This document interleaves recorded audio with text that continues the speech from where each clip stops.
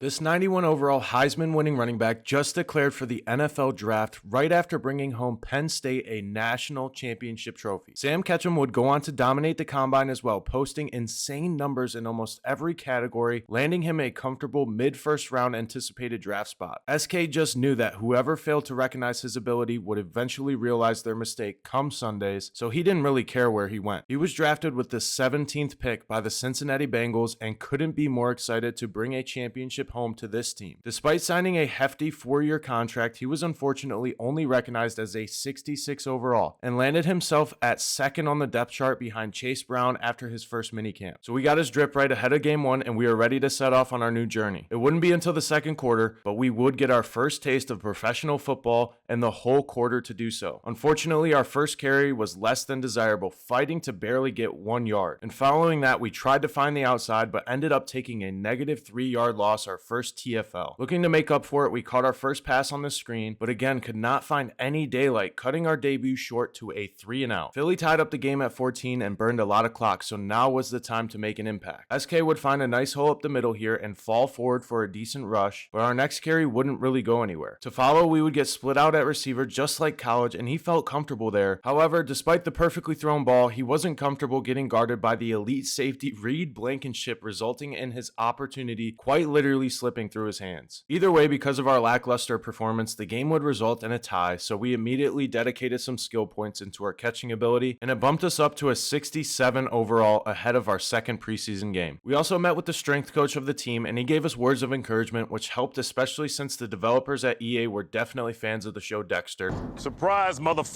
We practiced hard in preparation for our game against the Commanders and were surprised to hear from Coach that we would be getting the second and third quarter to play this week. I guess he wanted to see if more time would help us find our rhythm, which was nice considering our first carry went like this. At least we were able to make a nice catch out of the backfield, but it didn't matter because we still came up short of the first down. Our next series would start with insanely good field position, so we couldn't fold this opportunity to get our first rushing touchdown, which we'd nearly find with this carry. And on 3rd and goal, not even 3 defenders would be able to stop us from crossing the plane, and SK just realized his dream of scoring in an NFL. Even Joey B was hyped for us after that one. With that confidence boost, we took this outside zone perfectly through the window and scrambled for our longest rush yet, showing everyone the potential. From there, we were comfortable seeing rushing lanes and making decisive cuts with our carry opportunities. Despite our O-line not being the best, we still managed to consistently find first downs and decent yards per carry. And what was most impressive to the staff was our determination to fight for every single yard, even on broken down plays. And for those who watched the first video know this was nothing new for SK.